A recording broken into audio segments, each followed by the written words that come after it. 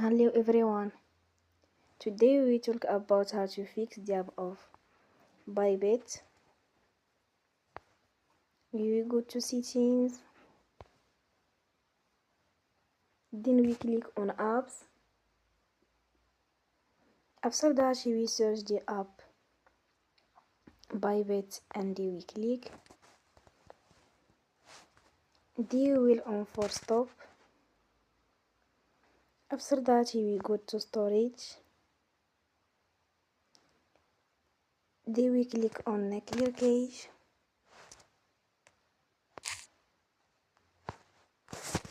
Here we go to Play Store and they will update your app. Don't forget to support us by like and subscribe. See you next time and thank you for watching.